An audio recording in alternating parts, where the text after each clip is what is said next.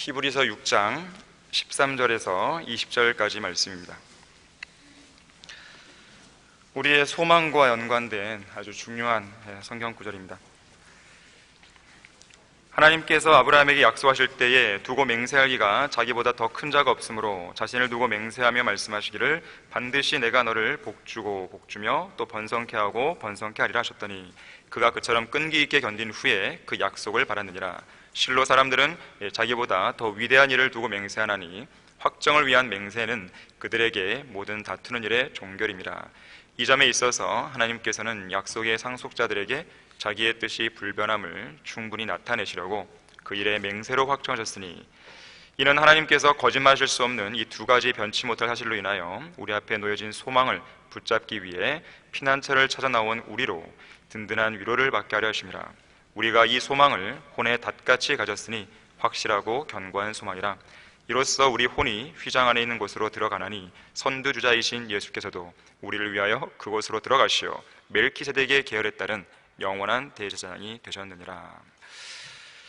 설교를 위해서 기도하도록 하겠습니다. 감사하신 주 하나님 아버지, 오늘 저희들에게 귀한 하루를 허락해 주셔서 오전에 이어 이 오후에도 영과 진리로 경배해드리게 주셔서 감사드립니다. 경배는 그리스도인들의 특권입니다. 우리로 하여금 이 특권을 향유할 수 있도록 모든 상황을 주관해 주셔서 진심으로 감사드립니다. 이 시간 저희들은 하나님 말씀 앞에 겸허히 앉아 있습니다. 우리는 주님께서 말씀하시는 것이 그 무엇이든 간에 우리 마음속에 새기기를 원하며 또 그 말씀대로 우리가 실행하기를 원합니다. 주님께서 저희들의 마음과 생각을 변화시켜 주셔서 이 말씀으로 든든히 먹여주셔서 이 땅에 꼭 필요한 일꾼들로 잘 성장해 나갈 수 있도록 도와주시기 원합니다. 우리가 말씀을 듣는 데 있어서 마귀가 방해하지 못하도록 막아주시고 또 피곤치 않도록 붙들어 주십시오. 이 시간 온전히 주님께 의탁드립니다. 주 예수 그리스도 이름으로 기도했습니다. 아멘. 오늘 설교의 제목은 혼의 닻입니다. 설교의 구절에 있는 대로 혼의 닻입니다. 지구로부터 약 3년 전 정경유착으로 불거진 국정농단 사태가 발생했을 때 분노한 국민들은 박근혜 대통령의 탄핵을 외치며 이게 나라냐라고 부르짖었습니다. 자, 그렇다면 적폐청산을 국정과제의 1호로 내세우면서 출범한 현 문재인 정권은 어떤 것인가? 그때보다 살기가 더 좋아졌습니까? 기회는 평등하고 과정은 공정하고 결과는 정의로워졌습니까? 과연 이 땅에 공의와 정의가 실행되고 있습니까? 그야말로 내로남불 정권이 따로 없는 것이죠. 이들은 이 적폐 수사에 있어서 이전 정권을 상대할 때와 현 정권을 상대할 때 그야말로 판이한 자세를 취하고 있습니다. 이전 정권의 적폐를 수사할 때는 윤석열 검찰총장에 대해서 우리 총장님하고 축혀 세우더니 현 정권의 적폐를 수사하려고 하니까 가로막으면서 그 총장을 어떻게 하면 쫓아낼까 지금 골몰하고 있는 것이죠. 최근에 국감을 보셨던 분들은 아마 충분히 이해하리라 생각이 됩니다. 줄곧 문재인 정권을 옹호해오던 진보 진영의 한 교수는 현 정권의 내로남불 실태를 조사하고 정리하다가 포기를 했다 그래요. 왜 그런가 봤더니 모든 게 다 내로남불이라서 따로 정리할 필요도 없었다라는 말을 들었습니다. 현 정권이 들어선 지 2년이 되었을 무렵에 북한의 실질적인 비핵화가 이루어지지 않고 또 남북 관계는 물론 미국과 북한의 관계가 교착 상태에 빠지자 이 자유가 없는 평화 통일만 앞세운 이 기만적인 궤변에 이 안보의 위협을 느낀 국민들이 뭐라 그럽니까? 그럼 이건 나라냐라고 이제 부르짖고 있는 것이에요. 실제로 지난 7월인가요? 한 50대 남성이 국회 본청 인근 계단 앞에서 21대 국회 개원식을 마치고 돌아가는 문재인 대통령을 향해서 자기 신발을 벗어 던지면서 이렇게 말합니다. 가짜 평화를 외치고 경제를 망쳐서 국민에게 치욕을 안겨준 장본이다 그랬어요. 이 미국의 제28대 대통령 우드로 윌슨의 명언처럼 정의는 평화보다 더 귀중하다. 평화보다도 정의가 더 귀중하다라는 이 사실을 이 사람은 문 대통령에게 알려주려 했던 것입니다. 자, 국가의 불의는 국가를 몰락의 길로 이끌게 되어 있습니다. 그래서 보수도 아니고 진보 진영에 속한 한 정치 농객은 공의와 정의를 저버린 현 정권을 가리켜서 망한 정권이다라고까지 비판을 했습니다. 자기네 편을 그렇게 얘기한 거예요. 이제 임기의 절반을 넘어선 지금 아예 오만과 독단으로 치닫고 있는 대통령을 향해서 국민은 또다시 묻습니다. 나라가 내 거냐 너의 거냐 그랬어요. 부동산 세금 폭탄에 전세 시장은 그 어느 때보다도 꽁꽁 얼어붙어 있죠. 180석의 거대 여당은 무슨 배짱과 오만으로 그랬는지 국민의 재산권 행사를 제한하는 임대차법을 아무런 토론이나 심의 과정도 거치지 않고 제멋대로 처리해버렸어요. 이러한 이 새 임대차법 시행으로 최악의 전세 대란이 이어지고 있습니다. 그 결과 어떤 지역은 전세값이 작년 집값을 넘어버린 그런 지역도 있어요. 이런 나라가 어디 있어요? 야당의 동의나 청문 보고서 채택 없이 임명된 장관은 무려 25명이 이르고, 이중잣대와 위선으로 국민을 기만한 조국 사태라든지 소위 페미니스트를 자처하던 안희정, 오거돈, 박원순이 저지른 음행은 그들의 위선과 가증함을 적나라하게 보여주었어요. 심지어 국민이 적들에 의해 무참히 죽었는데도 이 나라 대통령이나 장관들은 이렇다 할 대책을 내놓기는커녕 자책이나 반성도 없이 그저 북한의 눈치만 보기에 급급한 것입니다. 도대체 이 나라 국민은 어느 나라의 국민이고 이 나라의 대통령은 어느 나라의 대통령인 것이죠. 러크한 목사님은 미국은 저주받은 나라가 되었다 라는 그런 책에서 이런 말을 합니다. 미국이 왜 저주받았는가? 이렇게 얘기하는 것이에요. 오늘날 미국은 공식적으로 거룩한 성경을 거부하고 있다. 국가의 많은 지도자들이 이런 거부에 대해 동의를 표시했고, 연방 판사들은 어떤 학교 교사라도 교실 안에서 성경을 읽는 것을 금지한다는 판결을 내렸다. 미국 교육협회, 미국 국세청, 미국 역사기록협회, 국무부, 법무부, 국회 상하 의원들의 전폭적인 동의하에 미국 정부는 공립학교에서 성경과 기도를 콘돔과 낙태로 대체시켜버렸다. 이것은 절대로 과장이 아니다. 교도소에서도 성경을 지급하는데 학교에서는 성경을 금지하는 것이다. 또 언론들은 친공산주의적이고 친카톨릭적인 기사들, 그리고 반성경적이고 반프로테스탄트적인 내용들을 밤낮 선전하느라 바쁘다 그랬어요. 비단 미국만의 이야기가 아닙니다. 우리나라가 바로 그 모습이에요. 지금 문재인 대통령을 위시한 좌파 정권과 그에 의해 통제되고 있는 청와대, 언론, 심지어 현 정권의 친화적인 조직으로 개편되고 있는 검찰도 마찬가지죠. 이들 역시나 친공산주의적이고 친카톨릭적이고 반성경적이고 반프로테스탄적인 거죠. 그들은 인권을 운운하면서 거리에서 복음을 공개적으로 전파하는 것을 법적으로 막으려 합니다. 성경에 반하는 가증한 동성연애를 합법화해서 동성연애에 대해서 죄라고 지적하지 못하도록 제도를 만들고 있어요. 그들의 종북 좌파 정당이 영구 집권하기 위해서 다양한 법률 개편도 시도하고 있습니다. 결국 이 나라는 어디로 가는 것일까요? 사회주의 국가? 공산주의 국가? 전체주의 국가로 나가도록 하고 있는 것이죠. 그렇다면 교회들은 어떤 것인가요? 복음과 진리를 전하기는커녕 쓸데없는 일로 분주한 이 나라의 교회들은 교회의 이기를 포기한 지 오래됐습니다. 목사들은 목사의 길 포기한 지 오래됐어요. 교회는 구원받은 그리스도인들이 다니는 곳인데 이 나라 교회들은 구원받지 않은 교인들로 가득 차 있습니다. 이제는 동물원 수준을 뛰어넘어서 토한 것으로 다시 돌아가는 개들이나 씻고 나서 진흙탕에 뒹구는 돼지들의 그런 집결지가 되어버린 것이죠. 목사들은 돈을 사랑하고 권력을 사랑하고 음행을 사랑하고 있습니다. 그 결과 그들의 가증한 죄들이 공공연하게 드러났음에도 불구하고 교인들은 뭐하고 있죠? 우리 목사님 하면서 아무 설교나 계속해서 할렐루야, 아멘 외치고 있는 것이죠. 그야말로 이 나라는 하나님께서 자비를 베풀지 않았다면 몇 번이고 더 멸망해도 정말 시원찮을 그런 나라가 되어버린 것이죠. 우리나라는 물론 이미 전 세계적인 재앙이 되어버린 코로나19는 결코 우연히 발생한 재앙이 아니에요. 코로나19 팬데믹 현상은 어느 나라 할 것 없이 이 땅에 죄 많은 인간에 대한 하나님의 심판이요, 하나님의 분노와 진노의 표시입니다. 우리나라만 보더라도 그것은 충분히 드러나는 것이에요. 더군다나 우리나라는 엎친 데 덮친 격으로 독감 백신 접종 이후에 사망한 사람이 83명에 육박했고, 또다시 최근 출몰한 고병원성 조류독감은 우리 사회를 위협하고 있습니다. 많은 전문가들이 하는 말이 있어요. 우리 사회는 결코 코로나19 이전으로 못 돌아갈 거다. 못 돌아간다 그래요. 앞날을 부정적으로 전망합니다. 실로 우리는 예수 그리스도의 재림이 임박해 있는 이 마지막 시대에 그야말로 어렵고 힘들고 불안한 시기를 통과해 가고 있어요. 특히 극심한 교리적 혼란과 도덕적인 부패 속에서 성경대로 믿는 믿음을 지키기가 더더욱 쉽지 않은 시대를 우리는 살아가고 있습니다. 예수님께서 물으셨죠. 인자가 올 때 그가 세상에서 믿음을 찾아볼 수 있겠느냐. 도대체 어디에, 이 교회가 아닌 그 어느 곳에 성경대로 믿는 믿음을 찾아볼 수 있겠어요? 다 배교죠, 다 배교.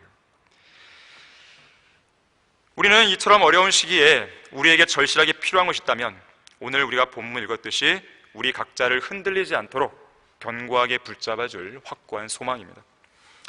오늘 설교 본문은 이 소망에 대해서 혼의 닷처럼 확실하고 견고한 소망이라고 말씀하고 있어요. 그리고 이 소망은 그 소망을 붙잡기 위해 피난처를 찾아 나온 우리 그리스도인들이 든든한 위로를 받게 해준다라고 말씀을 합니다. 여러분에게는 이러한 소망이 있으십니까? 구원받은 그리스도인은 하늘의 시민권을 가진 성도들로서 이 세상에서 타국인이요 순례자로 살아가죠. 순례자에게 굳게 붙들 수 있는 확고한 소망이나 또 언제 어떤 상황에서도 받을 수 있는 위로가 없다면 순례길은 어렵게 되어 있습니다. 쉽지가 않죠. 우리 다 같이 시편 119편 54절 한번 찾아보겠습니다. 시편 119편 54절입니다. 주의 규례들은 하나님의 말씀을 말하는 것이죠. 내 순례의 집에서 나의 노래들이 되었나이다. 자, 주의 말씀들이 왜 순례자의 노래가 되었는 것인가? 그 이유를 보니까 49절과 50절에 그 답이 나옵니다. 주의 종에게 하신 말씀을 기억하소서. 주께서는 나로 그 말씀 위에서 소망을 갖게 하셨나이다. 이 말씀은 나의 고난 중에 나의 위로가 되었으니 이는 주의 말씀이 나를 소생시키셨습니다. 소망이 없는 순례자는 도피자요 유랑자에 불과합니다. 유랑자는 소망할 만한 어떤 장소도 없는 사람으로서 정처 없이 떠돌아다니는 사람들이에요. 그러나 순례자인 우리 성도들에게는 붙들 수 있고 또 풍성한 위로를 주는 확고한 소망이 있습니다. 그래서 우리는 혼의 닭과 같은 이 소망을 견고하게 붙들고 있어야 되는 것이죠. 자, 혼의 닭과 같은 소망을 견고하게 붙들어야 한다. 첫 번째로 혼의 닭과 같은 소망은 죽음 앞에서도 담대하게 해줍니다. 왜 그런 것입니까? 이 소망은 예수님께서도 말씀하셨지만 나는 부활이요 생명이니 나를 믿는 자는 죽어도 살 것이며 또 살아서 나를 믿는 자는 누구나 영원히 죽지 아니하리라. 바로 이 말씀에 기반을 둔 소망이기 때문에 그래요.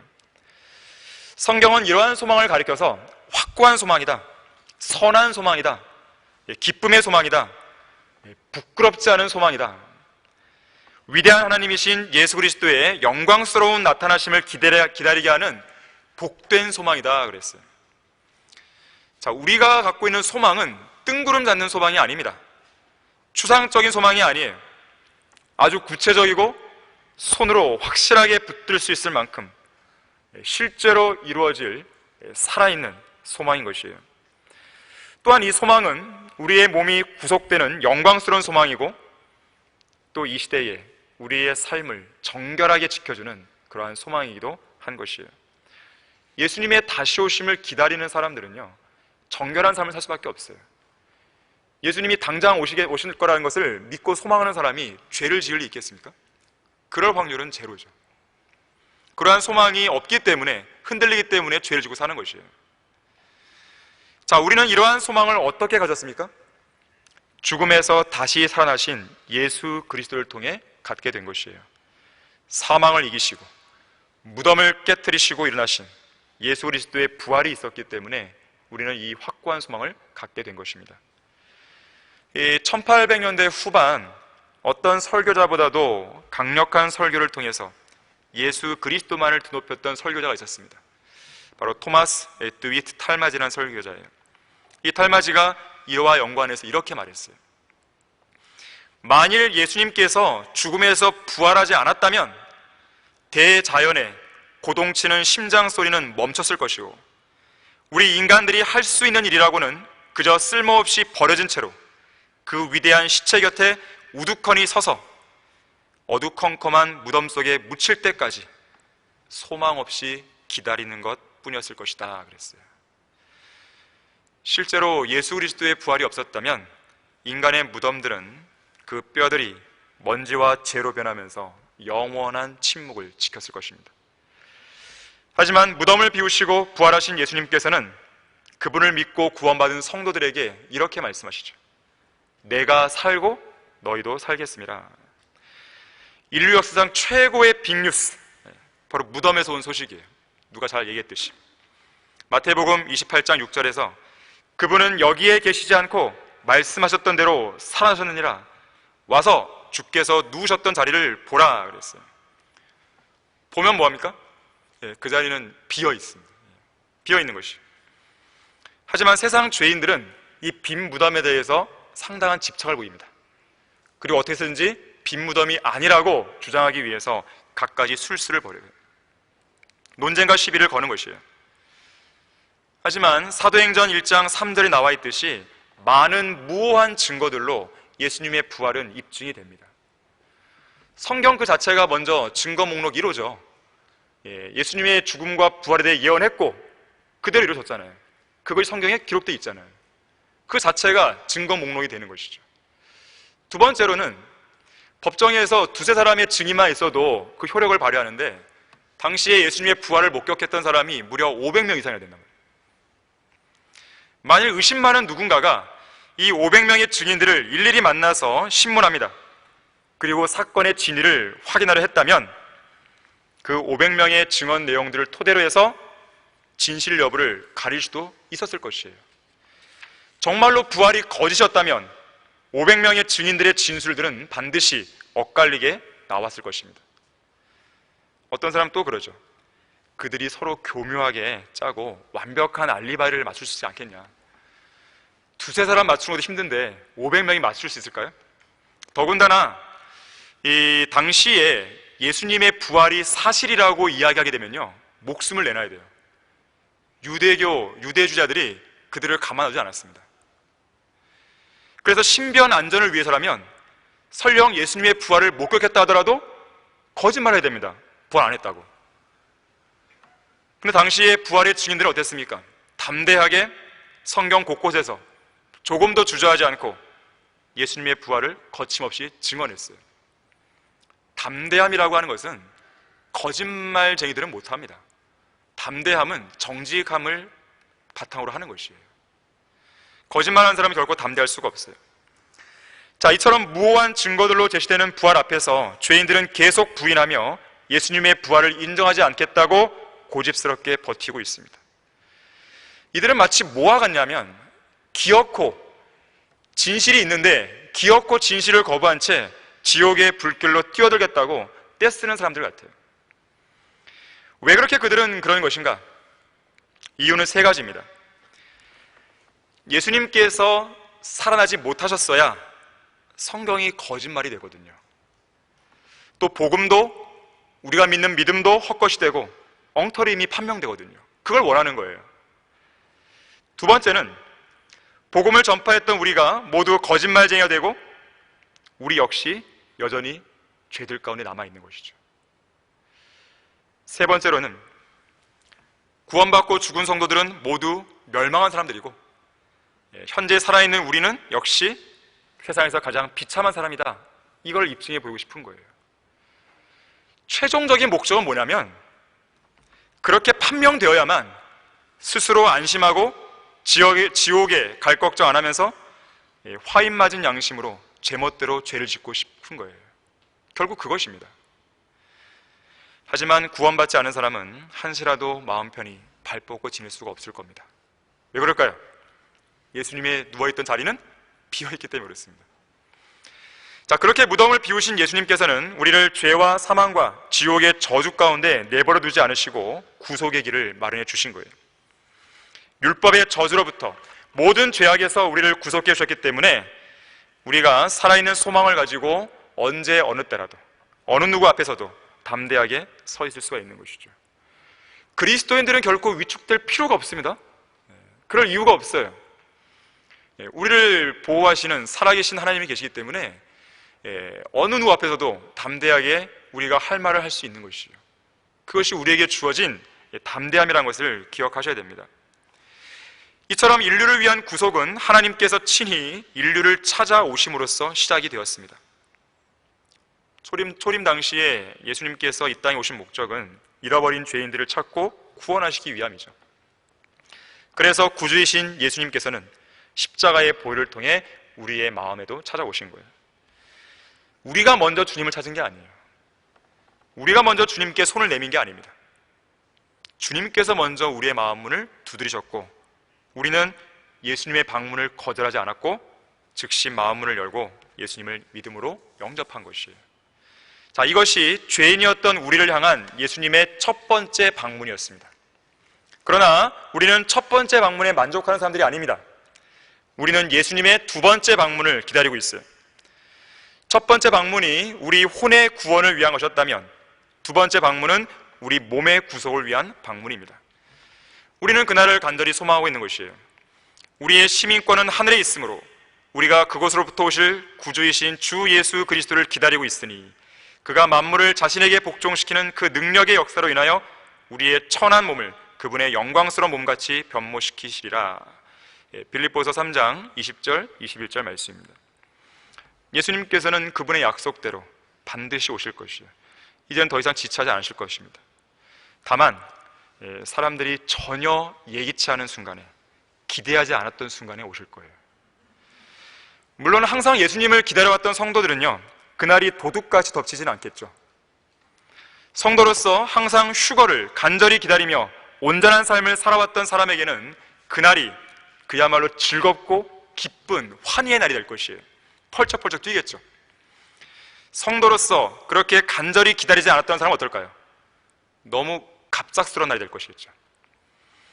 아예 인생 자체가 엉망이었던 성도 어떨까요? 매우 당혹스러웠을 거예요. 구원받지 않은 사람은 어떨까요? 충격적이겠죠, 정말. 그야말로. 자, 우리는 그날이 갑작스럽거나 당혹스러운 날이 되어서는 안 됩니다.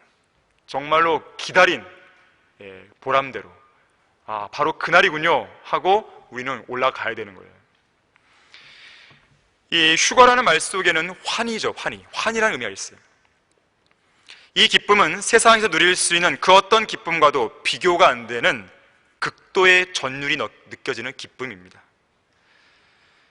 세상 사람들은 잃어버린 나라를 되찾았을 때 가장 기쁘다고 이야기하는데, 우리에게 더 큰 환희는 우리가 영원한 본향을 찾아가는 날일 것입니다. 우리는 그날을 간절히 기다려야 되는 것이에요. 자, 그러한 구속을 기다리는 사람들은요, 죽음 앞에서도 당당합니다. 죽음 앞에서 비굴한 모습을 보이지 않아요. 절대로 위축되지 않습니다. 불안에 떨거나 괴로워하거나 조급해하거나 안절부절하지 않습니다. 죽음을 앞두고 죽지 않기 위해서 발버둥치거나 울고불고하지 않아요. 그렇게 하지 않는 것이 진정한 그리스도인의 모습이에요. 얼마 전 삼성의 이건희 회장이 죽었죠. 그가 이 나라를 위해서 무슨 이바지를 했는지, 무슨 기여를 했는지, 또 그의 공로와 과실이 무엇인지, 자, 그런 것은 차치하고 분명한 것은 그의 죽음은 아무런 소망이 없는 죽음이었다는 사실이에요. 코로나19로 사망한 사람이 전 세계적으로 118만 명을 넘었어요. 훌쩍. 과연 이들 중에 소망을 갖고 죽은 사람은 과연 몇 명이 될까요? 자, 이것이 심각한 문제입니다. 자, 그런 소망 없이 사망한 죄인들과 달리 예수 그리스도의 피로 구속받은 그리스도인, 몸의 구속을 기다리는 그리스도인은 죽음 앞에서도 당당할 수 있어요. 왜 죽음을 두려워하지 않는 것인가? 왜 죽음 앞에서도 자신감이 넘치는 것인가? 자, 진정한 그리스도인의 죽음은 그 최후의 순간까지도 하나님께 영광을 돌리는 죽음이기 때문에 그렇습니다. 또한 죽은 뒤에 어디로 가는지 알기 때문에 그런 거예요. 확신하는 것이죠. 만약 여러분 가운데에 내가 죽은 뒤에 어디로 갈지 모르겠다, 그럼 그 사람은 자신의 구원을 점검해 봐야 돼요. 자, 구원받은 그리스도인은 자기가 죽으면 어디 갈지 확신하고 사는 사람이에요. 이 세상에 75억의 인구가 살고 있는데 과연 그들 중에 자기가 죽으면 어디 가는지 아는 사람이 과연 몇 명이나 되겠어요? 그거를 알고 있는 것 자체로도요, 대단한 이거는 특권인 것이에요. 대단한 지식인 것입니다. 내가 죽은 다음에 나는 셋째 하늘에 들어갈 수 있다라는 확신이 있다는 것. 이 확신만 갖고 살아도 그 사람의 생애는 보람이 있는 거예요. 의미가 있는 것이죠. 소망이 있는 것입니다. 자, 죽음은 결코 소망으로 가득 찬 우리의 믿음을 꺾어버릴 수 없습니다. 오 사망아, 너의 쏘는 것이 어디 있느냐? 오 음부야, 너의 승리가 어디 있느냐? 사망에 쏘는 것은 죄요, 죄의 능력은 율법이라. 우리 주 예수 그리스도를 통하여 우리에게 승리를 주시는 하나님께 감사하노니, 그러므로 나의 사랑하는 형제들아 견고하라, 흔들리지 말라, 항상 주의 일을 넘치게 하라. 그랬어요. 과연 이 세상에 어느 누가 이런 고백을 할 수 있어요? 사망아, 너의 쏘는 것이 어디 있느냐? 음부야, 너의 승리가 어디 있느냐? 이런 말을 할 수 있는 인간이 어디 있냐 이거예요. 오직 그리스도인들만 할 수 있는 것이죠. 우리 몸이 휴거될 때 우리는 이 말을 하면서 올라갈 것이에요. 또한 우리가 죽음 앞에서 당당할 수 있는 것은요, 우리의 죽음은 영원한 생명으로 이어지는 죽음이기 때문에 그렇습니다. 소망이 있는 죽음이죠. 이런 이유로 수많은 그리스도인들이 죽음 앞에서도 아주 당당하게 마지막 유언을 남기고 죽는 것을 보게 돼요. 몇 사람만 소개해드리면 17세기 중반 영국의 설교자였던 제임스 제인 웨이라는 사람이 있습니다. 이 사람은 비록 40도 안 된 나이에 폐결핵으로 세상을 떠났지만 그는 죽음 앞에서 죽기 직전 이런 말을 합니다. 내가 지금 느끼는 이 기쁨의 1000분의 1이라도 말할 수 있으면 좋겠습니다. 은혜 안에서 죽음은 나에게는 아무것도 아닙니다. 나는 눈을 감는 것과 같이 쉽게 죽을 수 있습니다.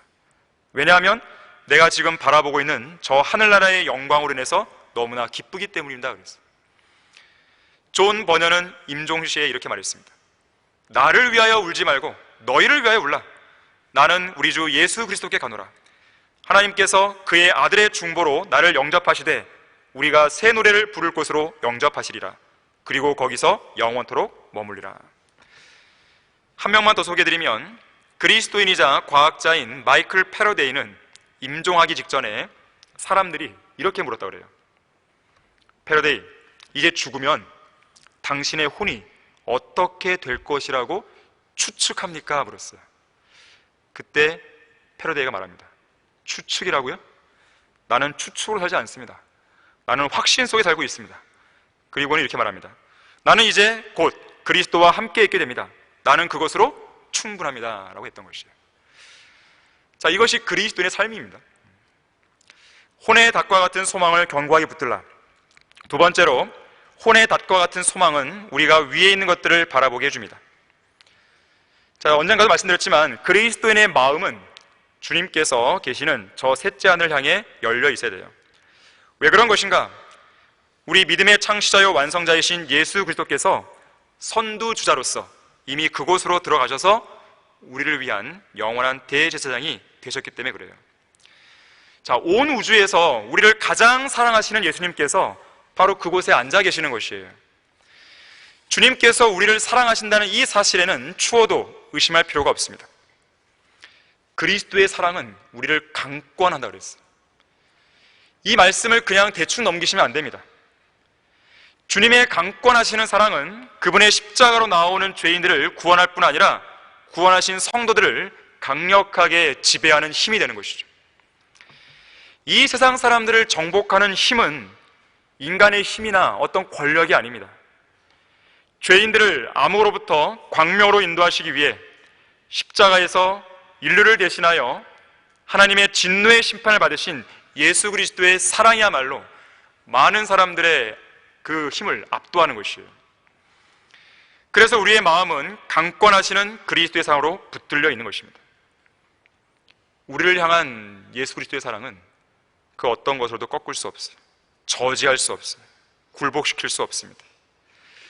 구원받은 우리는 예수 그리스도를 통해서 하나님의 사랑을 받는 사람들이고 죄의 굴레에서 풀려난 자들이고 그 사랑을 통해 새로운 힘을 얻을 수가 있는 것이죠.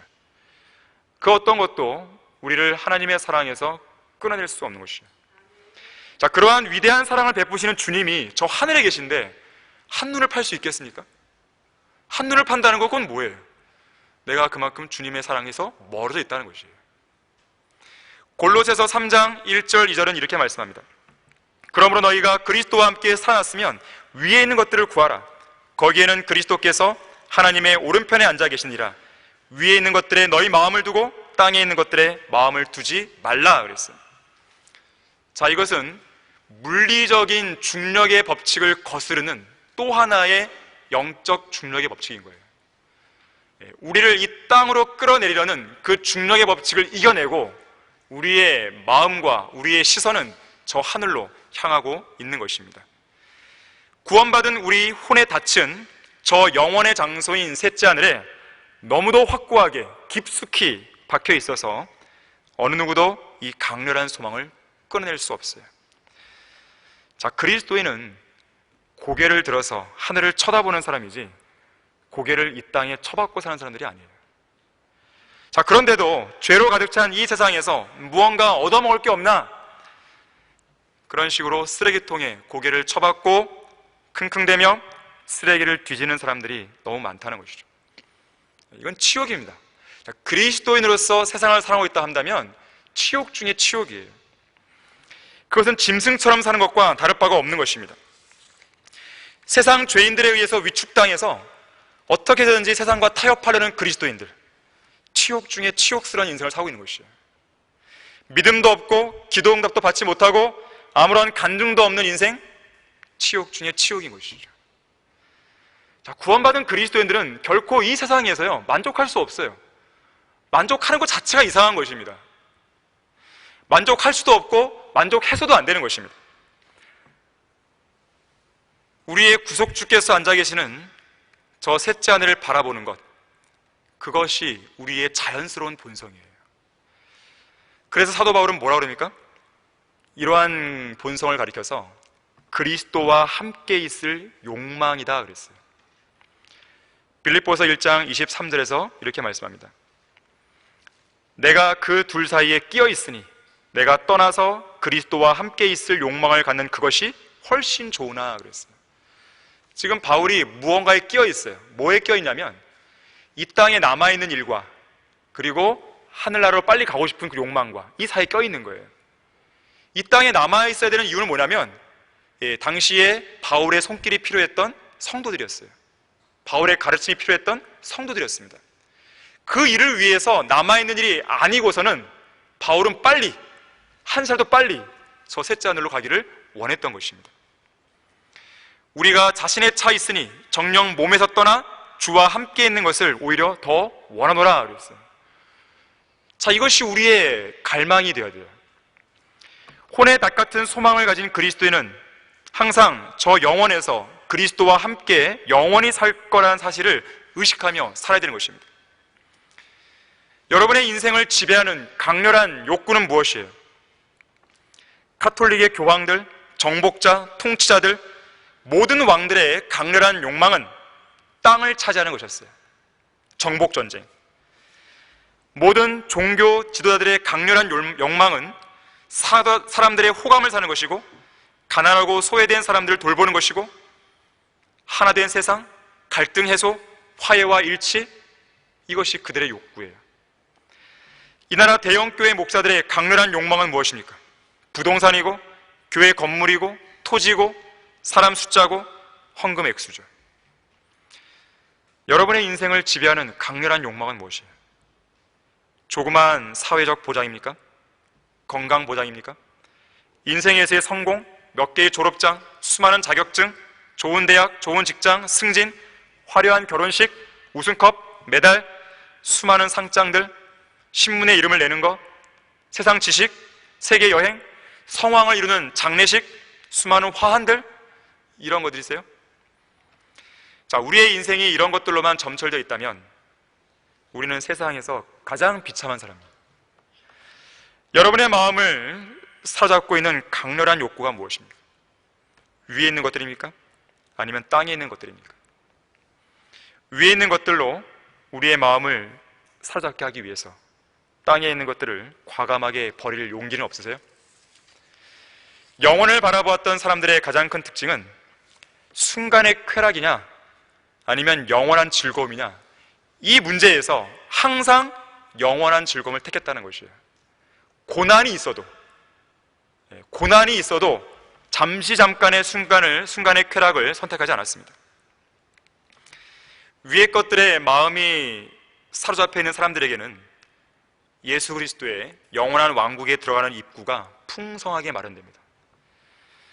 하늘의 시민권을 소지하고 있으면서도 여전히 땅에 있는 것들을 향한 욕망으로 사로잡힌 사람에게는 그 왕국으로 들어가는 입구가 상당히 비좁게 느껴질 것이에요.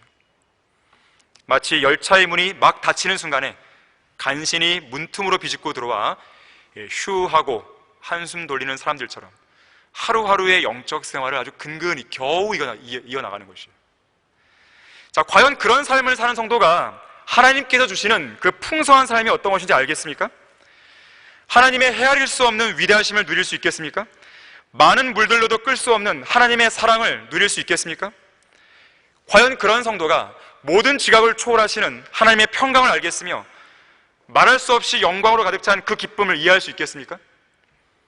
과연 그런 성도가 하나님의 풍성한 자비, 하나님의 지극히 풍요한 은혜, 하나님의 관용과 오래 참으심의 풍성함, 말로 표현할 수 없는 풍성한 자비와 구속, 과연 그런 것들을 알 수 있냐 이거예요. 그러니까 영적 생활이 재미가 없는 거죠. 흥미진진하지가 않은 거죠. 희열이 없는 거죠. 열매가 없죠. 간증도 없죠. 비참하죠. 지루하죠. 그리스도인은 그리스도인다울 때 정말 그야말로 복되고 참된 생활을 누릴 수 있는 거예요. 즐거운 것입니다. 기쁜 것입니다. 고난이 없다는 말이 아니에요. 경제적으로 어렵지 않다는 말이 아닙니다. 그런 것이 있음에도 불구하고 바울이 얘기했듯이 나는 비천에 처할 줄도 알고 풍부함에 처할 줄도 아는 것입니다. 자유자재로 어떤 상황에서든지 어떤 상황에 구애받지 않고 기뻐하는 것이에요. 즐거워하는 것이에요. 하나님 한 분만으로 만족할 수 있는 삶, 성경은 그걸 이야기하고 있는데 우리가 과연 그런 삶을 살아봐야 되잖아요. 어떤 조건이 갖춰져야만 나 만족해, 이거는 정상적인 그리스도의 삶이 아니에요. 성경 어디에도 그런 건 없어요. 모든 게 완벽하게 갖춰지면 만족해라, 이런 거 없단 말이에요. 어떤 조건이 없어요. 오직 하나님 한 분만으로 나는 기뻐하고 만족하고, 그리고 그분이 계신 그 위만 나는 바라보고 사는 것이에요. 그럼 주위에서 어떤 일이 일어나도 그 사람의 믿음은 흔들리지 않습니다. 결코 흔들리지 않는 것이죠. 자, 혼의 닭과 같은 소망을 견고하게 붙들라. 세 번째로, 혼의 닭과 같은 소망은 세상의 어떤 풍파에도 흔들리지 않게 해줍니다. 본문 19절에서는 우리가 가진 소망에 대해 확실하고 견고한 소망이라고 분명히 못을 받고 있어요. 이 소망은 너무나 확실하고 견고해서 사탄이 결코 빼앗아가지 못합니다. 설령 이 소망에 대한 기쁨이나 즐거움이나 소망에 관한 지식을 빼앗아갈 수 있을지 몰라요. 하지만 소망 그 자체를 빼앗아갈 수는 없는 것이에요. 우리의 이 혼의 닻은 녹슬고 부서진 세상 사람들의 닻과는 다릅니다. 이것은 세상의 긍정적인 사고방식과도 달라요. 구원받지 못한 자들의 끊어져 버린 소망과는 본질적으로 다릅니다. 그리스도인의 소망은 결코 끊어질 수 없는 소망이에요. 그리스도인의 이 닷줄은 약해질 수는 있을지 몰라요. 하지만 끊어지지는 않습니다. 자, 그렇다면 우리의 소망은 왜 확실하고 견고한 것인가? 거짓말하실 수 없는 하나님께서 보장하기 때문에 그렇습니다. 하나님께서 거짓말하실 수 없는 이 두 가지 변치 못할 사실, 자, 이것은 약속과 맹세를 말하는 것인데, 바로 이것 때문에 소망을 붙잡기 위해 피난처를 찾아 나온 우리가 든든한 위로를 받는 것이에요. 신실한 하나님, 변화가 없으시죠. 회전하는 그림자도 없으세요. 상황에 따라, 기분에 따라 어제 다르고 오늘 달라지는 사람들과 같은 그런 분이 아니세요. 하나님께서는 한 번 약속하시고 한 번 맹세하셨다면 그대로 밀고 나가실 뿐, 뒤로 물러서지도 역행하지도 변덕을 부리지도 않으시는 거예요. 다만 그 약속을 믿지 못하는 의심 많고 변덕 많은 우리에게 문제가 있는 것이죠. 왜 우리의 소망은 확실하고 견고한 것입니까?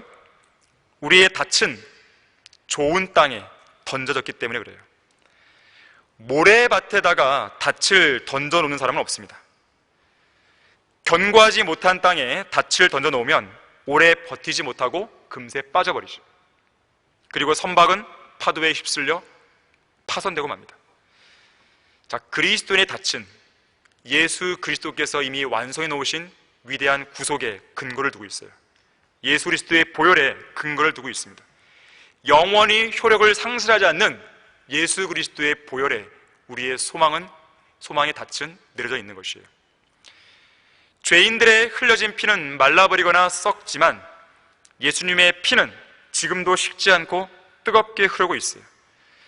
그래서 우리가 설령 죄를 진다 하더라도 언제든지 그 죄를 들고 예수 그리스도의 피에 적실 수가 있는 것이죠. 바로 그 기반 위에 우리의 혼의 닻이 확실하게 견고하게 서 있는 것입니다. 자, 그런데 이 닻은 그 닻을 붙들고 있는 이 밧줄 탄탄한 죄송합니다. 탄탄한 밧줄로 연결되어 있을 때만 보다 견고하게 서 있을 수 있어요. 이 닷과 연결된 밧줄은 우리의 믿음에 비유해 볼 수 있습니다. 다시 말하자면 우리 믿음의 크고 작음에 따라 혼의 닷과 같은 소망은 살아서 활기에 넘칠 수도 있고 반대로 침체할 수도 있는 거예요. 죽은 믿음이 있듯이 죽은 소망도 있습니다. 소망이 살아서 움직이게 할 수 있는 원동력은 나의 믿음이 얼마나 굳건하며 큰가에 달려 있습니다. 이 살아있는 소망이 영적인 생활에서 구체적이고 실제적으로 우리 안에 다가오기 위해서는 견고한 믿음이 필요합니다. 그리스도인들은 감정으로 사는 사람들이 아니에요. 믿음으로 사는 사람들이죠.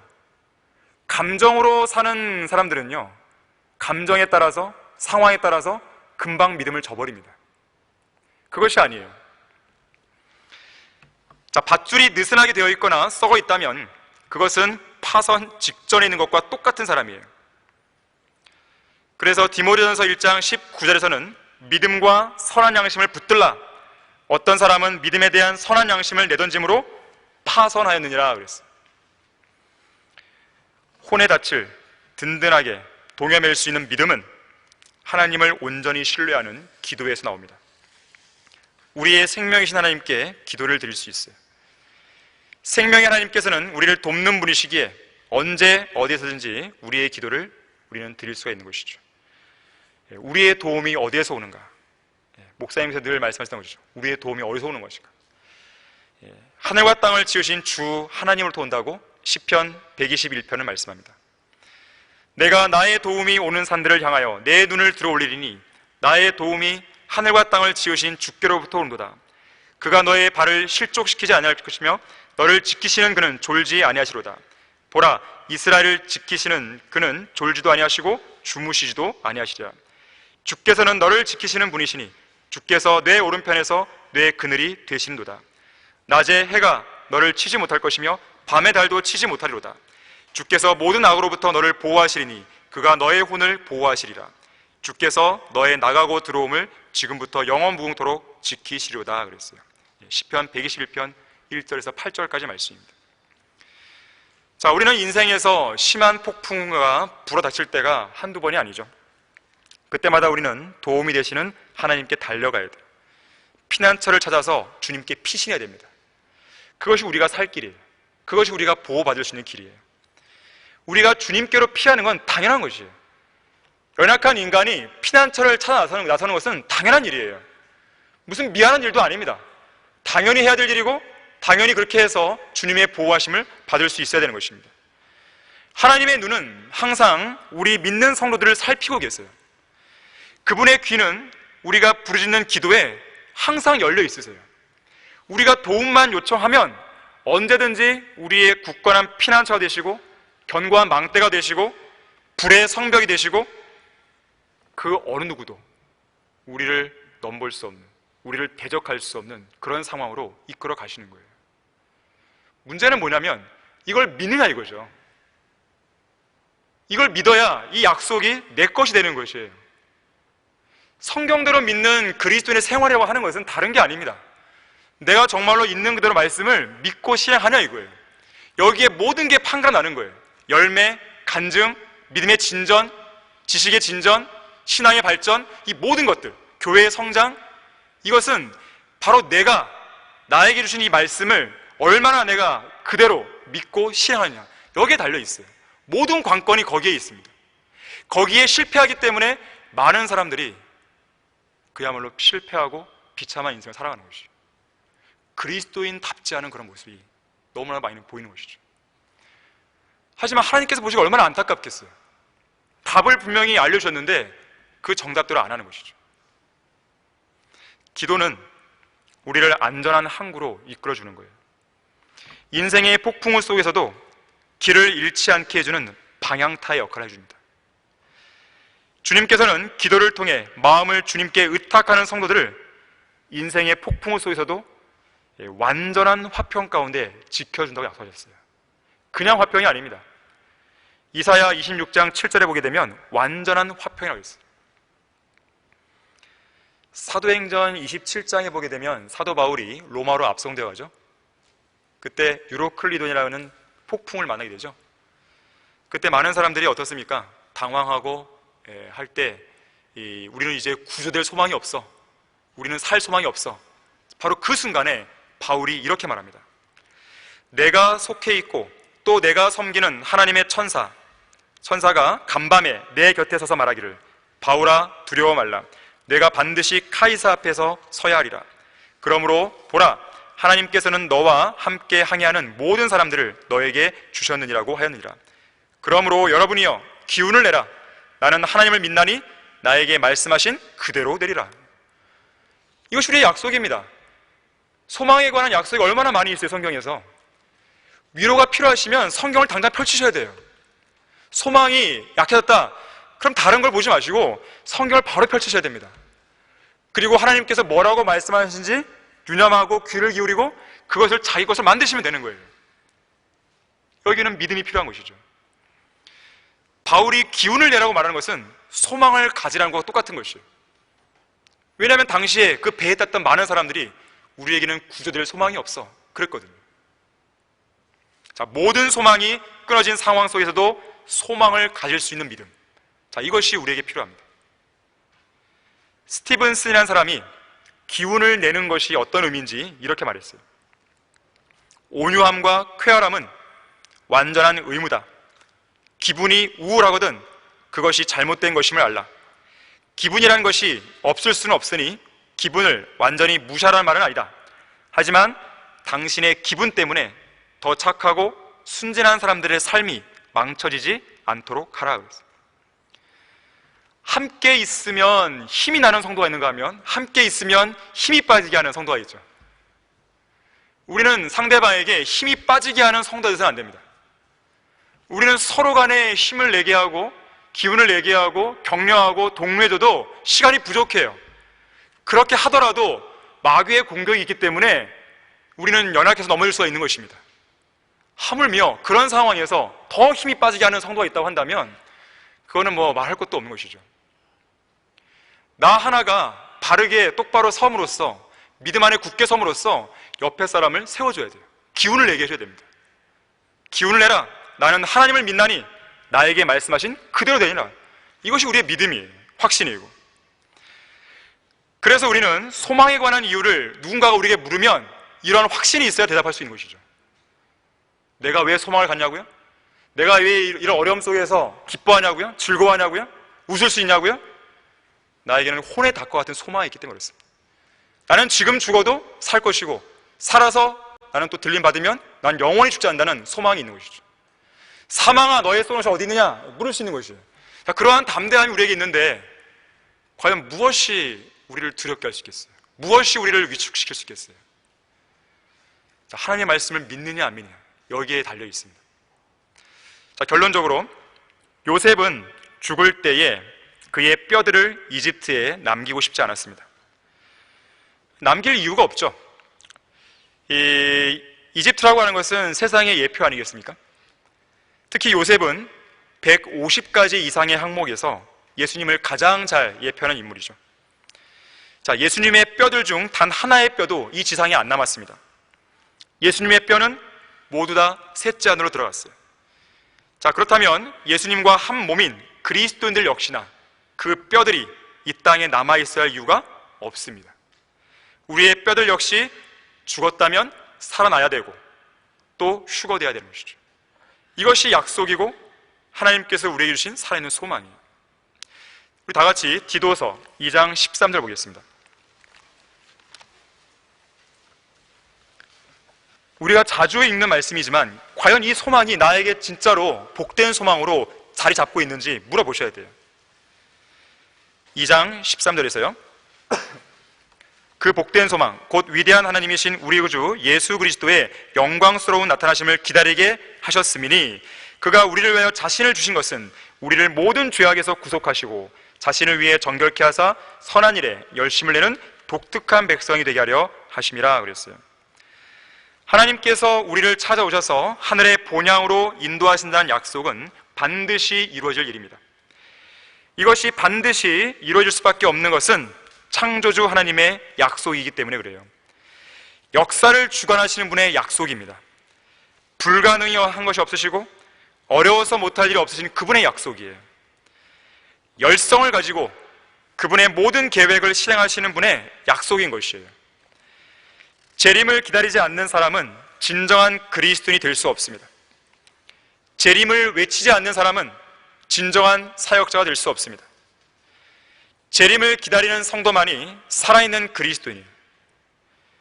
우리의 마음이 재림을 향한 열망과 소망으로 가득 채워져 있지 않으면 활력이 있는 영적 삶을 유지할 수 없습니다. 휴거에 대한 강력한 소망은 우리가 성경대로 믿는 사람으로서 존속할 수 있도록 만들어주는 것이에요.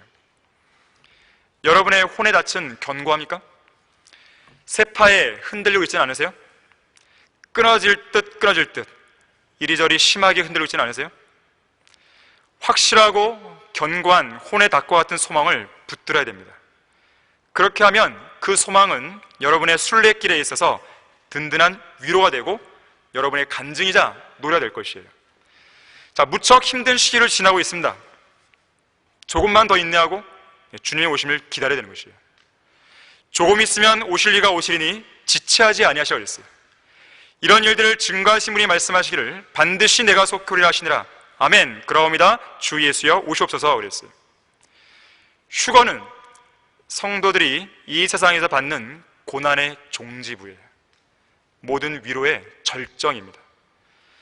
주님께서는 소망을 붙잡기 위해 피난처를 찾아나온 성도들에게 반드시 든든한 위로로 갚아준다는 사실을 여러분이 이 설교를 통해서 잊지 마시길 바랍니다. 같이 기도하시겠습니다.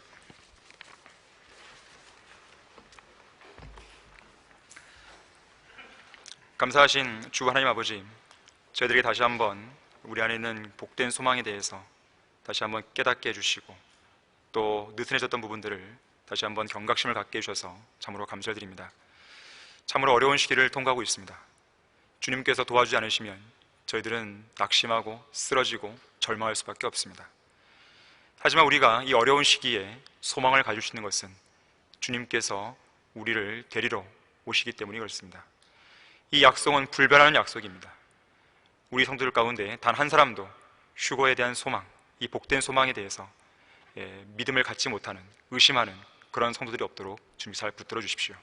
우리의 모든 삶이 주님을 기쁘시게 드리고 또 영화롭게 드리는 삶이 될 수 있도록 도와주시기 원합니다. 이제 돌아오는 발걸음도 안전하게 지켜주십시오. 주 예수 그리스도 이름으로 기도했습니다. 아멘.